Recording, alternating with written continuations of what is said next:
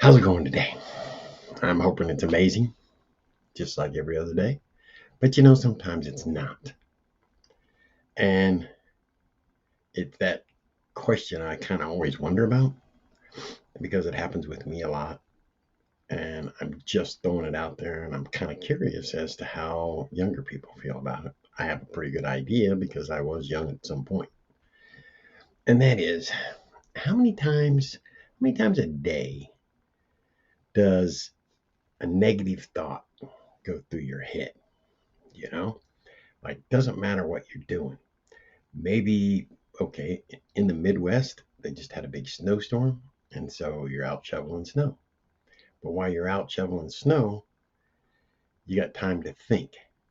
And it's not that you want to think about anything, it's just that you have time to think because you're shoveling snow.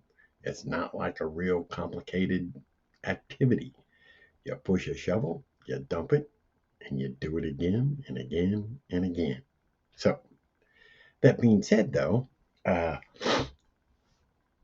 how many times you got a negative thought? Like maybe it could be that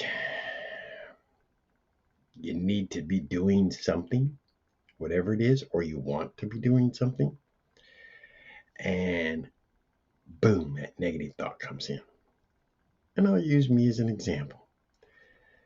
Now, I carve wood on the side and I make different wooden pieces for people and plaques for different people.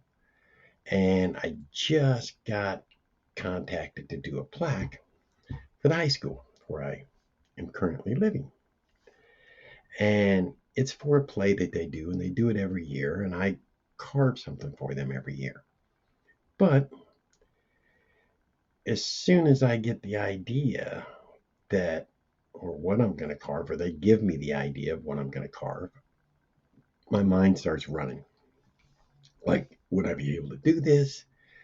Where am I going to get the wood? I do need to get the wood, but roads aren't real great, so I probably need to not do it right now. And it just builds and builds and builds while I'm shoveling snow. Now, that's a crazy place to be.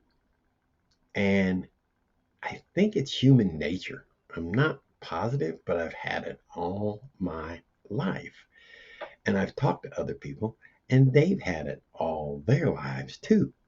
So it's there. And I don't know if I personally think it's inbred from the standpoint of our parents. And we have a tendency to want our children not to suffer like we did. Yeah. And so when they want to try something, we try to talk them out of it. But instead of using positive words to try and talk them out of it, we kind of use more negative words. And the reason that we use negative words is that negativity or pain or loss, that's pretty strong emotions. And people know those emotions. Like if I say to you today, right now, I'm going to give you, $1 million. Immediately, instead of going to the place of like $1 million would be amazing. And I could just think of all the things I could do with it, people I could help, all that kind of stuff. Instead of going there, you're going, wow, I don't know what I'm going to do with the million. I want to get this and I want to get that. But then again, at the same time, banks don't take $1 million. So you got to find a place to put that money. And so the negative comes up and up and up and up. And it's painful. That's why it comes up. Pleasure feels good, but it doesn't come up as much. I mean, when was the last time that you were extremely happy? Think about that. Now,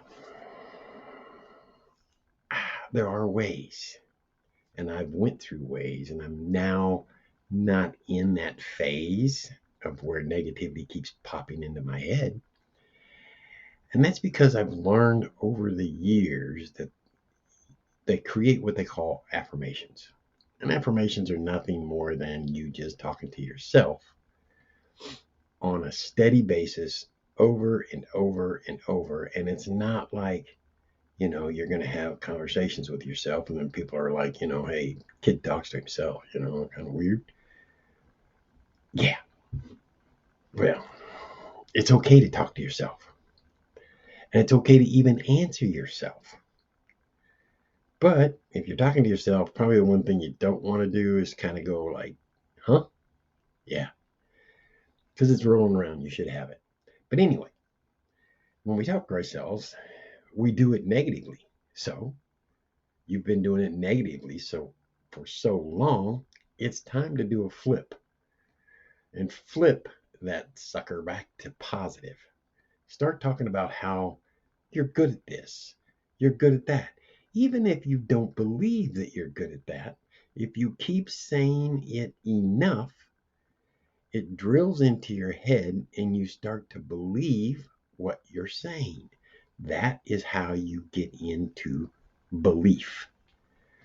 And belief is everything. And, like Henry Ford, I've said it on other videos before, whether you believe you can't or you believe you can, either way, you're right. So, why not believe you can? And that's where these affirmations come in. And everybody wants to set affirmations for the new year. I don't care what time of the year it is, you should be setting them. And if you have problems with those, leave me a comment because I'm there to help you. You can also do them through those AIs that are out there. There's one with Google called Bard. There's another one called GPT. But anyway, if you can't find them and you don't know how, shoot me a comment and we'll connect and I'll help you through those because it really is important that you say these things over and over and over to yourself. Memorize them. And then at least 3 times a day, go over them. Now, you don't want a list that's like, this freaking long, like, or however you want to do it. It's just a few things about being happy or being able to do this or that. So, anyway, let's get back to talking about affirmations. It's something that you'll want to do, you need to do, but will you do it?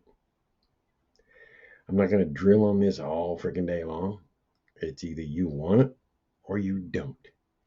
So, tell you what, hit the like, hit the subscribe, whatever's there, hit a follow so you get some of these sent to you instead of you having to try and find me. Okay? Have an amazing day. Later. Bye.